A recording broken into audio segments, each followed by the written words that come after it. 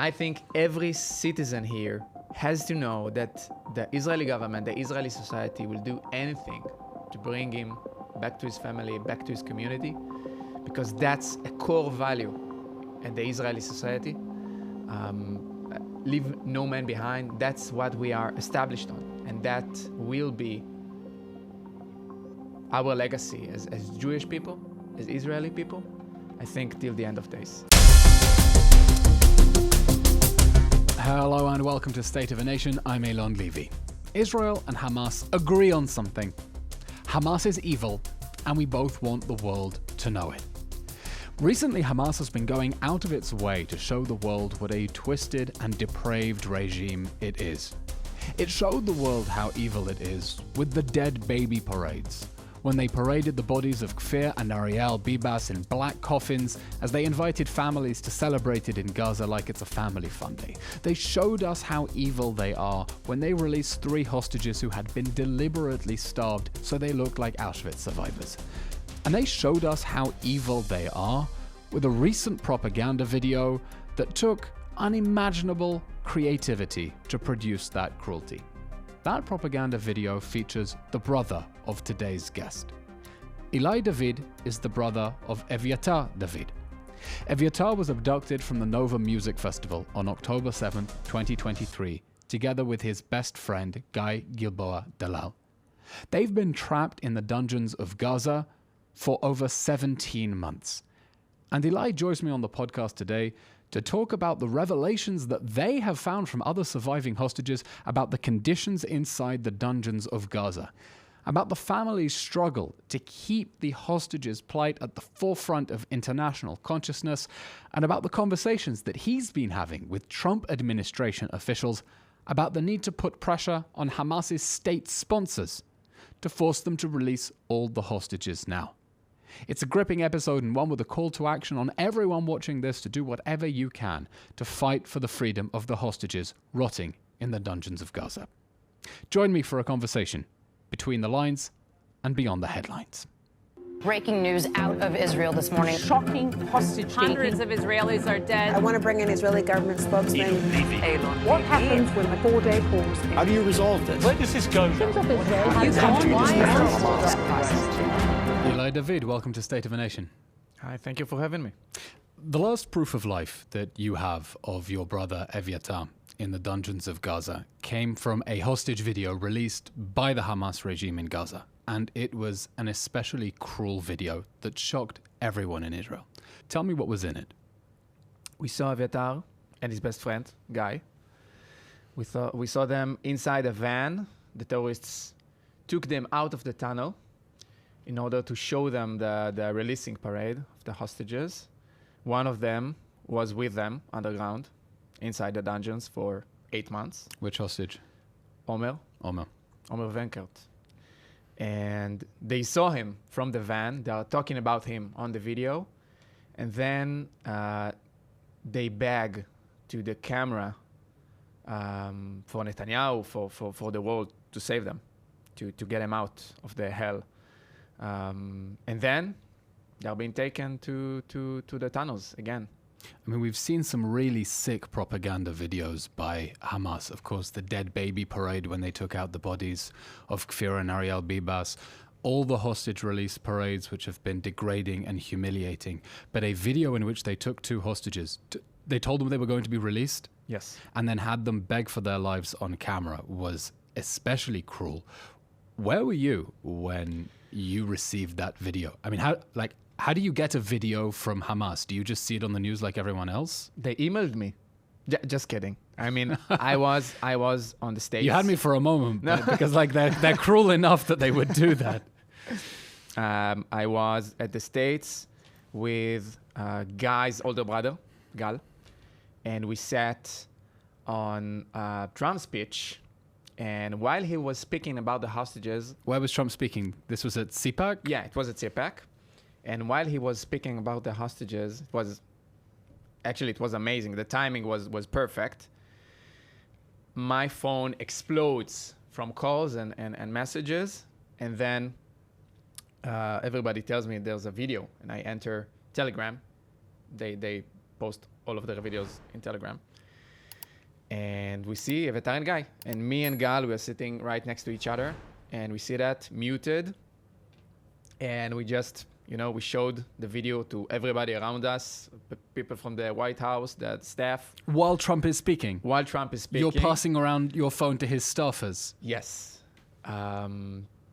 So again, the timing was perfect.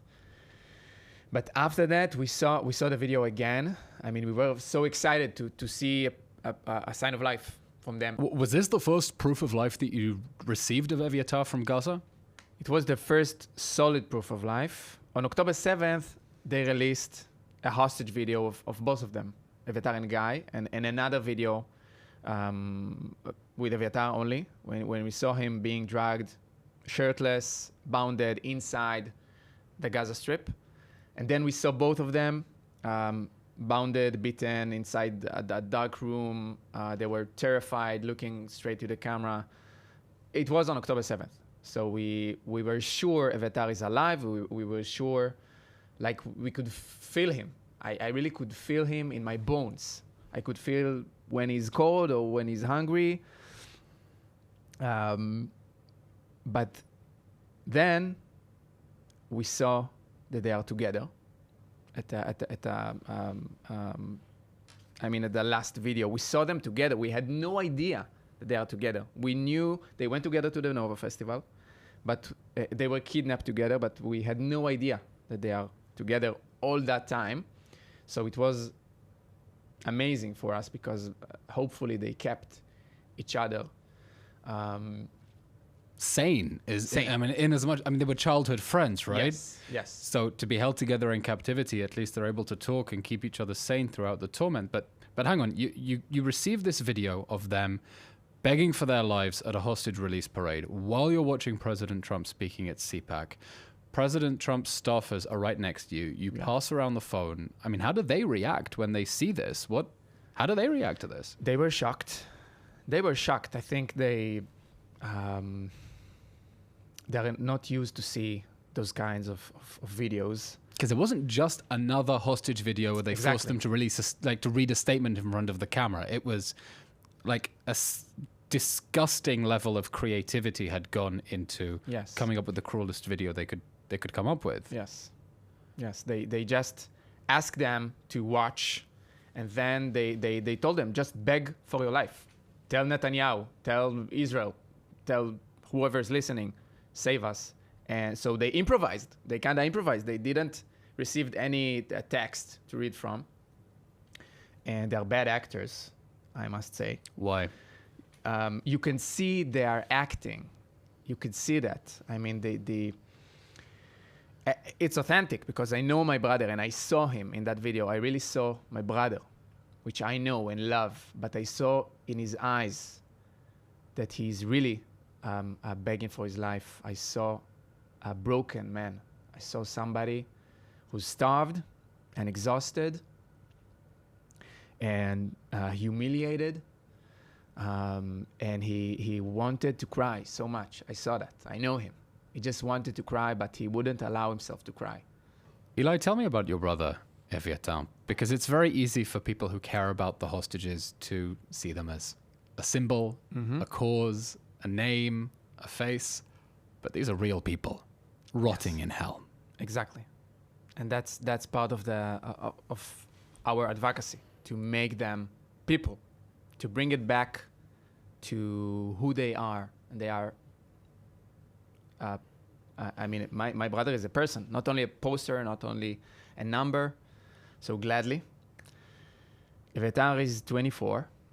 He marked his second birthday in captivity on December. He was 22 when he was abducted. He went there with his best friend, Guy Gilboa Dalal, which is on the video with him, on captivity with him. And they are best friends since childhood, since they're one. They have two other very good friends that went with them, a boy and a girl, which became a couple just a week before the festival, and they were killed on the spot. They were murdered. Four of them hid together on the field when they heard the terrorists are coming. And Evyatar and Guy, they had that sensation, they had that feeling that it's dangerous to be all of 4 of them together. So they split up, and that's what saved Evyatar and Guy. Everybody around them were killed. Evyatar and Guy and 5 other men with them on inside the same bush. They were kidnapped. Saved. Yeah. I wanted to say saved, and then it was crazy because they are not saved yet. Evyatar is a musician. He's the kindest soul I know. He's my younger brother, so he's also very annoying.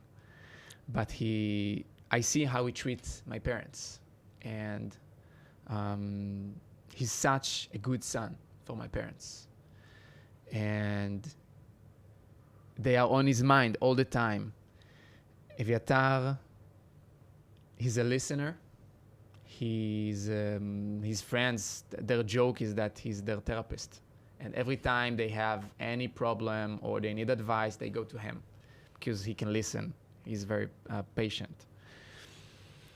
And actually, I've sat with him 2 years ago, like half a year before he was abducted. And he told me about his dreams. A young man, 22 years old, dreaming about his future. He told me he wants to learn music production and take his hobby. He plays the guitar. He wants to take his hobby to the next level, to make it professional. And he's always, like, he doesn't like to be at the spotlight. He's always he likes to be backstage. I think that's why he think about music production, not to be at the front. And he's the sweetest boy I know. The thing we love to do the most is playing music together. I play the piano, Evyatar plays the guitar, and every week we play music and sing together at my parents'. So it became a tradition, and I actually tell this story everywhere because that's our connection, that's our bond, that's what brings joy to us as brothers. And I really miss his voice. He has a beautiful voice. I miss his hug. He has the warmth hug. And the hostages that came back, they told us, they tried all the time to send messages to the families in case some of them will be killed, God forbid, or in case some of them will be released before the others. What do you mean that the hostages gave each other messages to pass on to their families in case the others were released? Exactly, yes. And did Evyatar send you a message? He did. He did send me a message. He sent my sisters, my parents, his friends. Through Omer Venkat? Yes. So most of the messages, it's funny. Most of the messages, I mean, it's not really funny. Most of the messages are about food. They are talking about food all day. They are imagining the minute, the second they will taste something they like. Right. Which hostage was it who came out and wrote on the little whiteboard in the helicopter, "I really want a hamburger"? Yeah, it was Omer Shem Tov, I think. Shem Tov. So almost all the messages are about food, and he told me that he misses playing music with me. Playing music and sing. And that's amazing because it's the core. It's the core of it. Evyatar he tried to drum. He and Guy, they're drumming and singing songs they like, songs they grew up on. And they're drumming and singing to try to stay sane in a tunnel under Gaza. Exactly. And music really has a healing power, and that's the only thing that keeps them sane. And every time I try to jam a little bit, play a little bit, I try to send him that energy of healing. And hopefully, the first thing we'll do when he comes back is play music again. Your brother was held in the tunnels under Gaza together with Omer Venkat, the hostage who was released a few weeks ago. What has Omer told you about the conditions that your brother is held in? now when you close your eyes and imagine your brother there inside Gaza, what conditions is he being held in?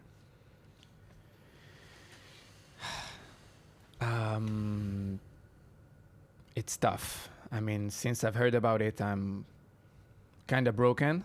But I have to, keep it up and wake up every morning knowing Evyatar is coming back home and that he survives and doing whatever he can. 30 meters underground, 11 meters long terror tunnel, 1 meter width, and at the end, a pit that they use as a toilet. Just a pit in the ground, a hole in the ground.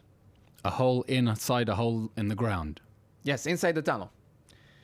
A 1 meter wide tunnel? Mm-hmm. It's basically a long coffin. That's what it is, yeah. They can barely stand. The ceiling scratching the heads. They eat something like 300 calories a day. I've heard Holocaust survivors that are talking about the same amount of calories. So they are starved. There's a constant illumination on the floor, so they have no day or light. It's fluorescent light. They know Wednesday morning when the terrorists are praying. Their captors, when they pray, they know. Or when they come, just coming in and waking them up. They are disconnected from the outside world, so they don't listen to the radio, they don't have any TV, so they have no idea what's going on outside. Some of the hostages came back and said that they saw bits of Al Jazeera, they listened to the radio, they heard their families speaking about them, and that gave them strength and hope, but Evyatar has no connection with the outside world. Nothing. At the first months, when they were above ground, they had some connections. They saw beats from Al Jazeera, but they never saw us. And we tried so hard to be visible for them to see. And now I know that as much as I tried and my family tried, they didn't see us at all. And right now, since June, since Arnon operation, the rescue operation, they haven't seen sunlight. It was the first time they saw sunlight when we saw them at the video, since like eight months. Some of the hostages have come back and reported that they were held in shackles and chained underground. Is Evyatar chained? Luckily, they are not chained. They were chained at the 2 first months of their captivity. They were held by Nukhba fighters, Nukhba terrorists. And the Hamas elite forces. Yeah, and it was super strict. They weren't allowed to talk, or they were blindfolded. And now I think that the main advantage of being underground is that the terrorists are calmer because they are not afraid from the IDF bombs. So when they were above ground, they were so afraid all the time that they will be bombed. They're terrorists as well, the captors. And when the captors are afraid, they are much more violent. That's the grimmest silver lining I have ever heard in my life. Yeah, it's sick. What about torture? Is he being tortured? As we know, yes. I mean, it's a matter of mood. If the captors is angry or scared, he will abuse them. I mean, he will use violent.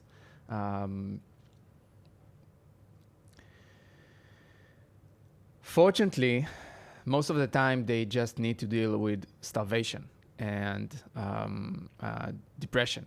So the captors are not looking to abuse them all the time, just when they're angry or upset, or when Evyatar or Guy are doing too much noise.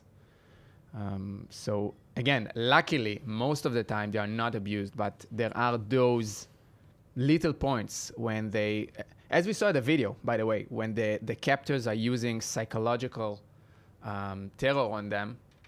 And that can break people apart. Yeah, you're saying most of the time not abused. Obviously, being held in a dark, airless tunnel that's stinks that's the real abuse. Is a form of abuse in That's itself. the real abuse. Eli, when you got this video of your brother in the van at the hostage release parade, you were listening to President Trump's speech at CPAC.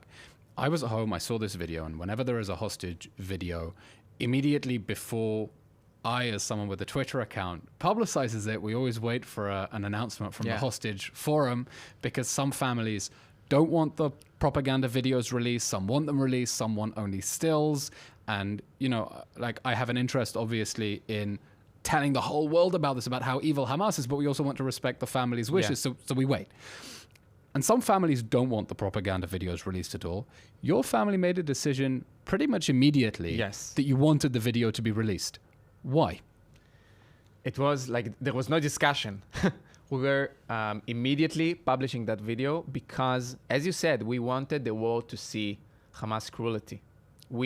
They tried to use that as propaganda against us, but we believe that all the world should see that, how they are abusing our people, innocent people who just went to celebrate at a music festival, and they are being held for so long underground, and they are abused every day, starved, deprived of any basic human need. So we believe all the world should see that video and see how Hamas is cruel, and hopefully we will gain enough pressure to make them, release them as soon as possible. Like you say, your brother's not a soldier. He was abducted from a music festival. It would be like someone in the UK getting abducted from Glastonbury by Al-Qaeda, or getting abducted from Coachella by ISIS and waking up and finding yourself in Afghanistan. Did you have thoughts of going to the Nova Festival? Was that something you discussed with your brother? Actually, never. I didn't know about that festival at all. I knew Evyatar is a big festival lover. He goes to a festival or a rave every month, so it was a usual thing. And even that the festival, we knew it's on the Gazan border.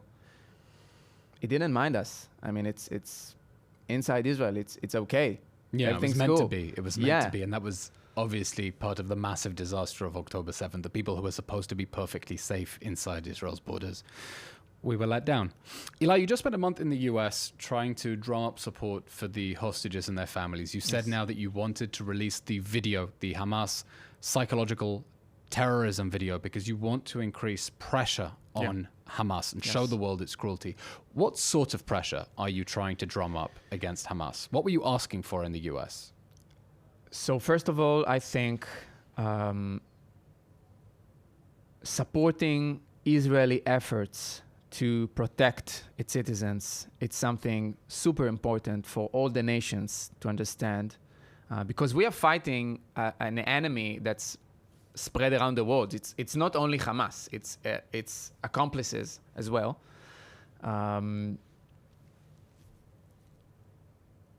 And I think we need to put as much as pressure as we can on the negotiators, on Hamas's sponsors, on Egypt, on Qatar, because they try to benefit from all of that situation when they are actually sponsoring those terrorists some of the time, or most of the time. It depends. So what do you mean that Qatar and Egypt are trying to benefit from this situation? Obviously, they try to be painted as the saviors of the Palestinians or something like that. So, and also the Qataris and the Egyptians, they have economical economical connections with the US and Europe. So they can benefit if they are peacemakers. It will benefit for them. So, because the US is treating them as good faith mediators, but you don't see it that way?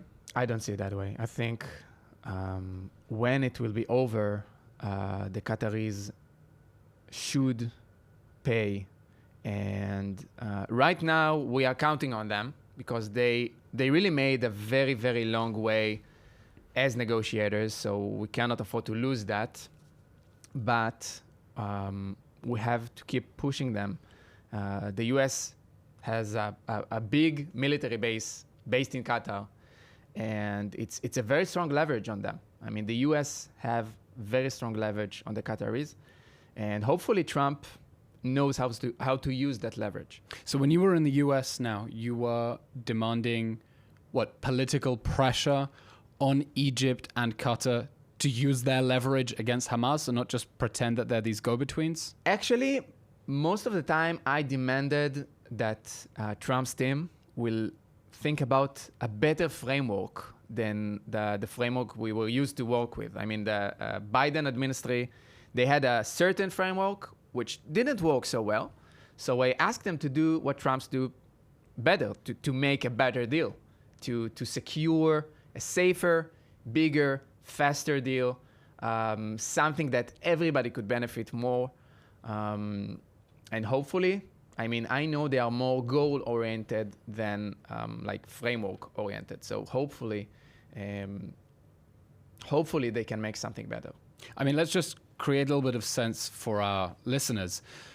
The Trump administration secured a 3-stage ceasefire. Mm-hmm.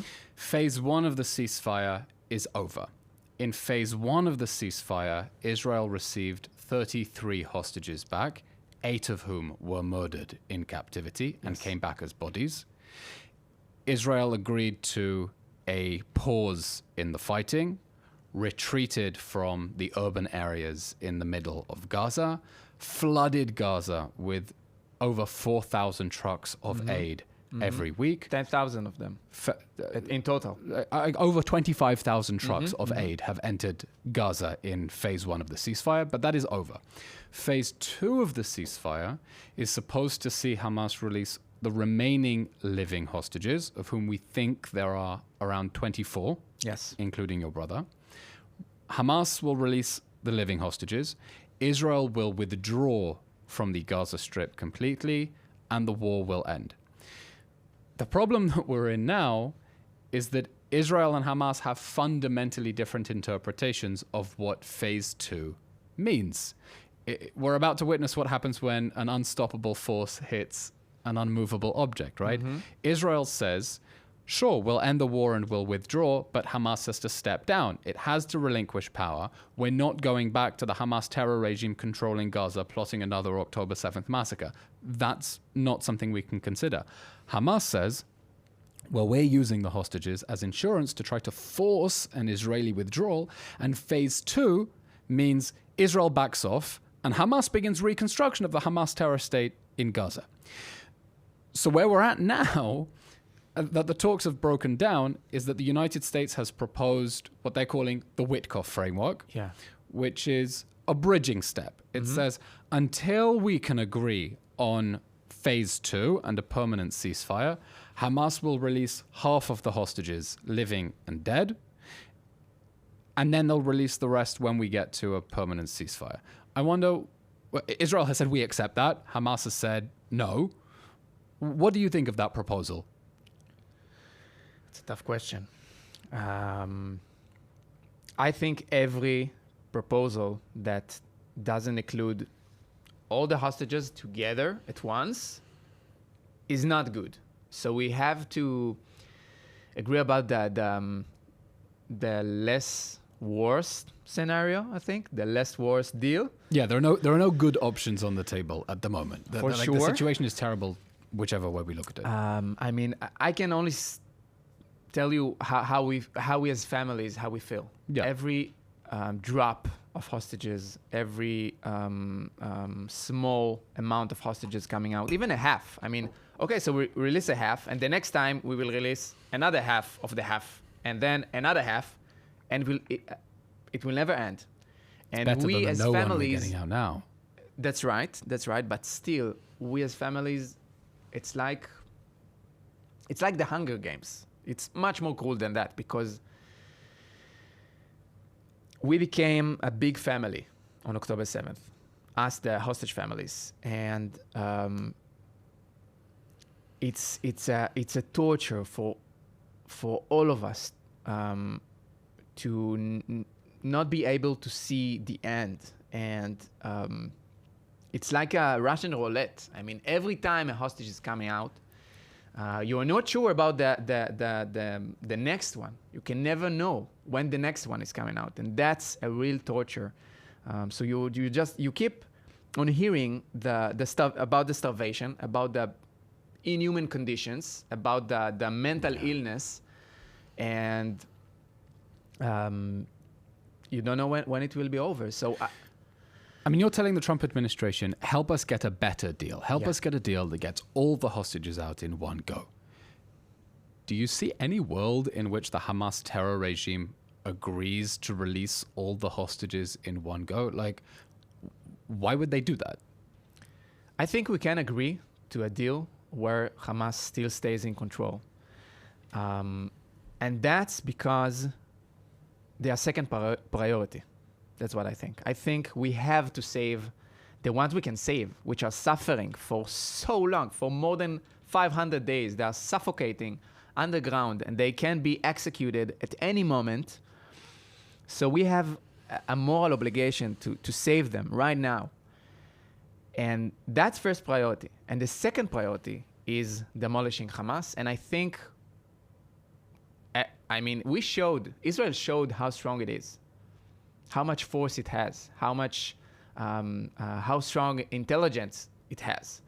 And I think we have a very long fight with Hamas. It will take more than 10 years to actually destroy Hamas completely, because first of all, it's an ideology. I mean, the children can be soldiers. We saw 15, 14 young teenagers holding guns and trying to fight the Israeli forces. So we'll have we have such a long way to really demolish Hamas, and the hostages, they don't have that time. That's the problem. It's a matter of time, and we cannot allow our brothers, our sons, to decay underground. It will be a moral stain, a black moral stain. So we have to save them first. And after that, we can win. Only after we bring them home.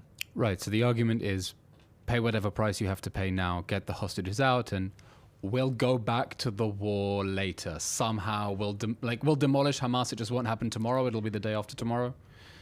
Again, it's not. I think we don't need to give them anything, because again, we are not sure. They need that insurance. And the only insurance they have right now, the only asset they have, is our loved ones, the hostages. So they will try and keep the hostages as close as they can to them. Right. I mean, I've been arguing, even if we offer the Sinwar family a villa with a swimming pool on the Temple Mount, they're not going to release everyone because they want them as insurance. And that's part of the pressure that you are calling for from the Trump administration against Hamas and its sponsors. I mean, did you have specific action items? Like, were you asking for sanctions against Qatar and Egypt to relocate the military base? What specific? I mean, look, you're not an international policymaker, right? You're just a brother who wants to get his brother back from captivity. But what were your specific demands? Again, I try to ask from the policymakers to do those decisions, because I really have no idea how politics works and how war works and whatever. So I try to make Evyatar and the other hostages as visible as I can, and really point the enemy. And then the policymakers, they will understand what to do with it. President Trump has used the phrase a lot that if the hostages are not released, all hell will break loose, the gates of hell will open. Netanyahu has also said if all the hostages are not returned, it dumps on the table, it will pay a price that it can't possibly imagine. What do you think about that sort of rhetoric? Is that the right way to go, threatening Hamas that way? It worked. It worked on January. So I think it's a good strategy for now. I mean, they are murderers on the other side. Hamas are murderers. They want to kill Jews as much as they can. And I think We have to be aggressive with them. We have to be. If we want as much as hostages as we can get at once, we have to be aggressive. But there's this dilemma, right? On the one hand, you say you have to be aggressive. You have to speak like a mafioso because you're dealing with the jihadi death cult. You can't ask them nicely. You have to bang on the table and threaten them with consequences. But if the consequence, the gates of hell are going to open, means Israel is going to return to the war with full force, like, what does that mean for the hostages? Yeah. Can we afford to open the gates of hell because your brother is still stuck there in hell? That's right. It's a very good question. I have no good answer for that. Hopefully, the main goal is to bring back the hostages. I think the Israeli government knows that and believes so. I think also the prime minister, he understands he has to bring back the hostages. He has to. It's his mission right now. I believe more than destroying Hamas. I really believe it's the second priority. He cannot say that. He cannot say that out loud. But I really believe so. No, but Israeli society is never going to heal unless we bring the hostages back. That's right. And he knows that. A permanent trauma. He knows that. And a matter of his legacy as well. Ilay, I saw you said this week that Hamas is not holding the hostages for negotiation, you said. You said they're holding them to break them, to use them as pawns, to torture them for the world to see. Yeah. Can you elaborate on that? What do you mean Hamas is not holding them for negotiations? I thought they were holding them as bargaining chips. It feels like most of the time what they're trying to do is torture us.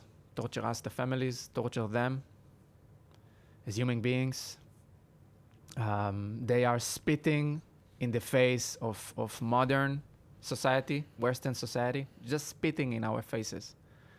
Abusing them is abusing us. It's so horrible that sometimes I feel like they do it for fun. They don't do it only to apply more pressure on us, the Israelis. That's how it looks. They're just doing it because they are proud. They are proud of keeping those people underground and torturing us. Like it's their victory on us. That they are still holding more than 500 days those innocent people. It's a victory for them. And I guess that really changes, you're not an international policy maker, okay? But it does change the way that you think about the way that negotiations should be approached if you think that Hamas is not holding the hostages just as bargaining chips. If you think Hamas is holding the hostages just as bargaining chips, which is a disgusting and abhorrent and evil thing in itself, then you say, okay, it wants to strike a deal. What deal can we get? What can you give? What can you give? And how can we reach something in the middle? But if you say, hang on, Hamas isn't holding them just as bargaining chips. Hamas sees its torture of the hostages as a weapon in the war against Israel. It sees its ability to starve and torture and abuse the hostages as a way to cause psychological torment to Israeli society, to terrorize Israeli society, to hurt the families, to tear the society apart. Then you begin to say, well, maybe there isn't a price that Israel can give it. There isn't a ransom that Israel can give it that will force it to release the hostages, because they see holding on to the hostages as something that is an integral part of the war they're fighting itself. And that means that in order to get the hostages out, you can't just tell Israel, pay a bigger ransom, pay a bigger price. There has to be pressure on Hamas and its state sponsors so that they stop seeing holding on to the hostages as an asset. Exactly. Tormenting us, the Israeli society, is part of their ideology. It's part of their narrative. They know how much the hostages as human beings are important to us. So they will try to do so as long as they can. And that's the biggest problem. Ilay, there's something I've been wondering about, and I want to pick your brains, not as the brother of Evyatar, but as another young Israeli guy, okay? That's hard. I mean, that's my identity right now, being the big brother. If there is, God forbid, another hostage-taking incident in Israel, and let's be honest, the chances of that have just gone up. Yeah. The chances of another hostage-taking incident have gone up because we're releasing dangerous terrorists with blood on their hands, and we know they're going to reoffend. And the chances of another hostage-taking incident have gone up because we're telling Hamas that taking hostages works. It's the first time that the terrorists have abducted civilians, not soldiers, civilians, and we're paying a ransom in order to get those civilians back, and we're telling them hostage-taking works. The chances of another hostage-taking incident have gone up. That's a price that we as Israeli society have said we're willing to pay, a risk we're willing to take. We'll think about how to deal with that later because we have to get the hostages home now. Okay? Now, if that happens, if God forbid you or I were to get abducted, and Israel is going to negotiate for our release, first they're going to try to get the children out. Then they're going to get the women out. Then they're going to get the elderly people out. Then they're going to get the sick and the wounded. And the last people, maybe as a humanitarian gesture, they'll try to get out the fathers. Mm-hmm. But the last people who would be released in a hostage deal, in a ransom, before the male soldiers, will be young, single, healthy men like you and me. We would be the last ones out. That's right. How does that make you feel? Just as a young Israeli guy. Like my brother. Like your brother. Like Evyatar. It's awful. I think we shouldn't allow the policy to be the same. I mean, the Israeli state did not treated terror as it should. We can make it different. We could actually, I think, win this war. Again, it is going to take decades to really establish a strong policy to fight terror and make sure that there will never be any more abductions. So, as you said, it's more likely that terrorists will now want and try to abduct people, civilians. But hopefully, it was such a shocking event to the Israeli society that the policy will change, and I don't know how it will be really how it really be on the field, but I'm sure, and we have to make sure as society that the policy changes, and terror all over Israel and around Israel will be destroyed completely. I mean, Hamas is as I said, an ideology, and it's everywhere. It's in Lebanon, it's in Jordan, it's in Egypt, it's in Judea and Samaria. It's in London, it's in Paris. Exactly, all over the world. So we have to make sure we are making the biggest effort we can to destroy terror in general, not using it as you know, buying quiet from them. That cannot happen again. Right. So the chances of another hostage crisis have gone up, and Israel is now going to have to think about how do we actively deter another hostage-taking incident so we don't find ourselves in this horrific situation where we're taking civilians, ordinary citizens' lives and asking, who do we have to save first? Exactly. That's a horrific thing to have to triage and say, well, okay, they're all humanitarian cases, but the children are more humanitarian and the women are more humanitarian and the elderly are more humanitarian. Yeah. And then we're deciding who's less humanitarian in order to deter any such terrorism and hostage-taking from happening again. And there is another thing, I think. Yeah. We don't speak enough about the price if we will not bring them home. I think that's every time, God forbid, I hope no one will be abducted anymore, but...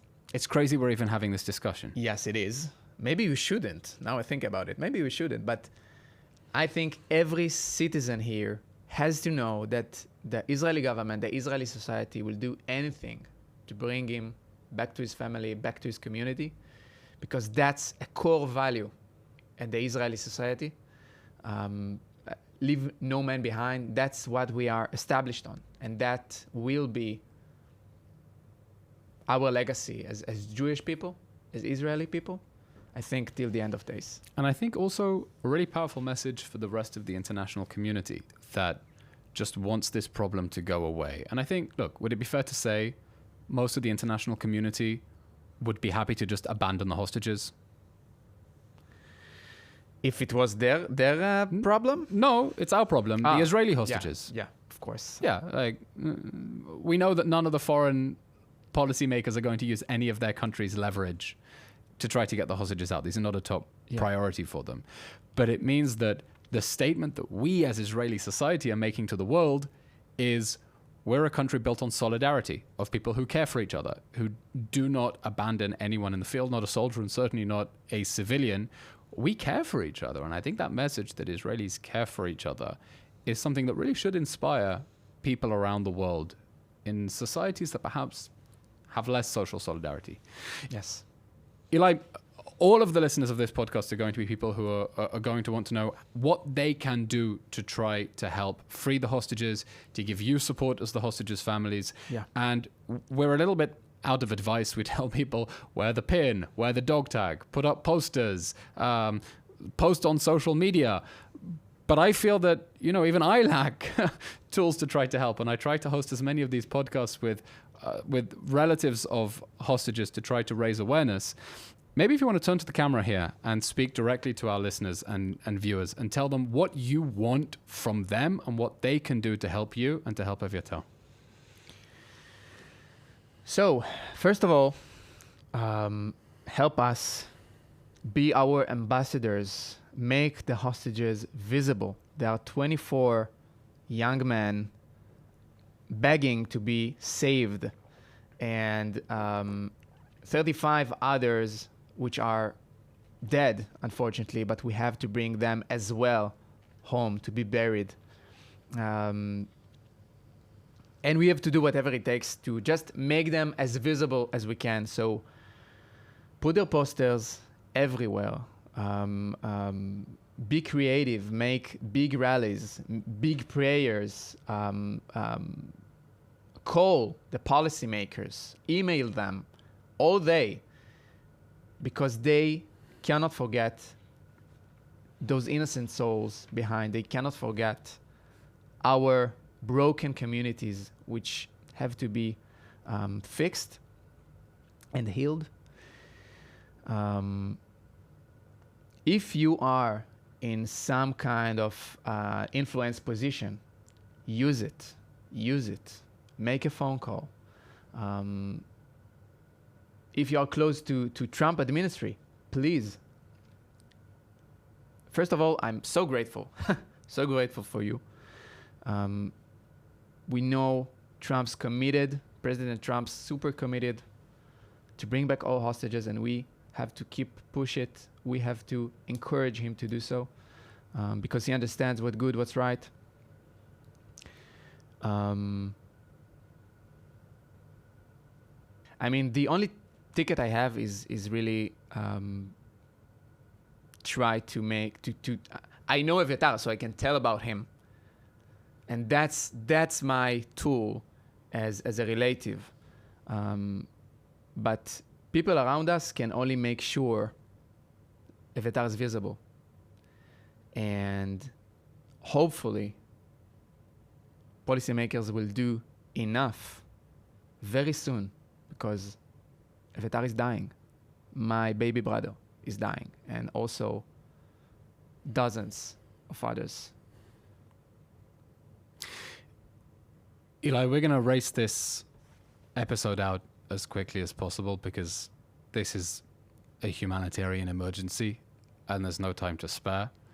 But please God, we'll have good news soon, and the pressure from the Trump administration, the banging on the table, maybe you successfully convince them to apply pressure on Hamas's state sponsors as well. We'll do something, and we'll get Evyatar and all the other hostages back home, because as everyone who listens to this podcast knows, none of us are free till all of them are free. Ilay David, thank you for coming on the show. Thank you. And that brings us to the end of today's episode of State of a Nation with Ilay David, whose brother Evyatar has been a hostage of Hamas for 517 days. Normally I end these podcasts saying, if you like it, please give us a like, subscribe, forget all of that.